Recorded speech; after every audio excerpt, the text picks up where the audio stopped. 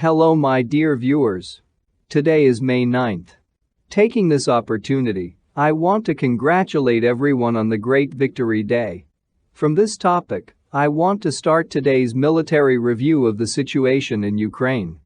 The fact is that for the first time in 8 years on the territory of liberated Ukraine, on the territories of Kherson and Zaporozhye regions, not only victory parades were held, but also the procession of the Immortal Regiment took place. It is noteworthy in these events that just recently, in front of our eyes, so-called protest actions against Russian troops took place on the territories of these same Kherson and Zaporozhye regions. And today, judging by what I personally saw, and the guys from Melitopol actually tell me, from 10 to 15,000 people came to the city to celebrate this event. You know, this is 20 times more than any of the most massive events that were organized by Kyiv for money. Official Kyiv, when the locals allegedly acted so that the Kiev authorities would be the official power in this city. And today, the holiday of May 9 clearly shows how the virtual picture that is being created today in information networks differs from reality. In fact, there are a lot of residents of Ukraine who are now crushed by the Nazi regime in Ukraine and naturally cannot express their open position in any way. Today they are just waiting for their release, and they will definitely wait for it.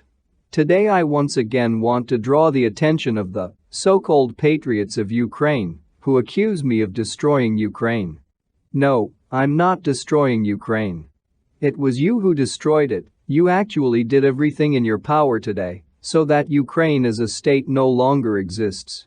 I started warning you about this back in 2015. You just laughed then. I immediately explained to you why it was you who sentenced the current Ukraine as a state to destruction. And today it is happening before our eyes. Yes, it is in some degree ironic of fate. Nevertheless, this is almost a fait accompli. Well, enough lyrics for today. Let's get back to what's happening on the front lines. In general, the situation at the front today was quite calm. However, one important significant event took place on it today. We will return to it a little later. Now I will tell you that in the Kharkov direction, the Kiev offensive as a whole has fizzled out. The last attempts of the Kiev offensive were south of the settlement of Chugev. They were repulsed. And at the moment, in general, the Kharkov grouping of the armed forces of Ukraine has exhausted its offensive. Ukrainian armed forces in the Kharkov region can no longer advance either to the north, or to the east, or to the southeast. Meanwhile, a significant, most important event took place in the Lysychansk region. The Russian armed forces in the area of the settlement of Belogorovka crossed the Seversky Donets River. A bridgehead was created on its left bank. And this immediately caused the withdrawal of the Ukrainian armed forces from the settlements located northeast of this place.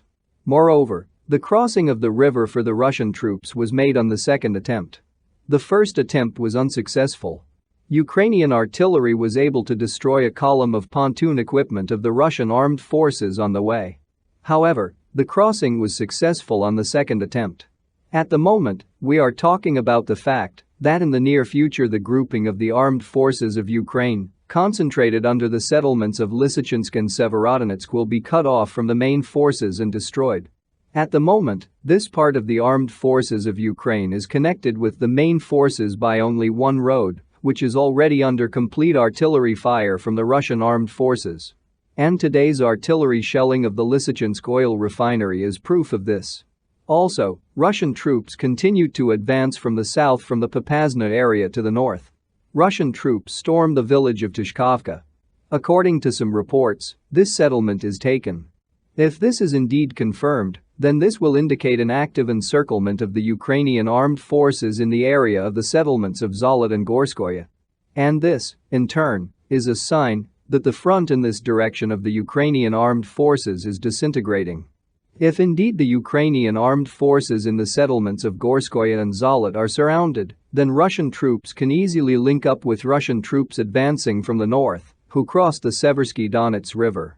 Then the encirclement of the armed forces of Ukraine in the area of Lysychansk and Severodonetsk will be completed. And this direction for the Russian armed forces today was the main one. However, today the offensive operation of the Russian armed forces and the Donetsk People's Militia also continues in the Gorlovka region, west of the Gorlovka region. According to the information that came to me, the Donetsk People's Militia was able to take the settlement of Novosilovka and go to the southern outskirts of the settlement of New York. The simultaneous attack of the Russian armed forces and the People's Militia of the DPR, which was carried out the day before, cut off the Avdiivka grouping of the armed forces of Ukraine from the northern road. There is now tight control of the Russian armed forces. This means that the encirclement of the settlement of Avdiivka continues. These are the main areas where active hostilities took place today. On the other frontiers, it was generally peaceful today. This is explained by the fact that the Russian armed forces, which have the initiative here, were mainly concentrated at events dedicated to Victory Day. They were successfully held in Kherson, Novokakhovka, Berdyansk, Melitopol, Energodar and other liberated cities of Ukraine.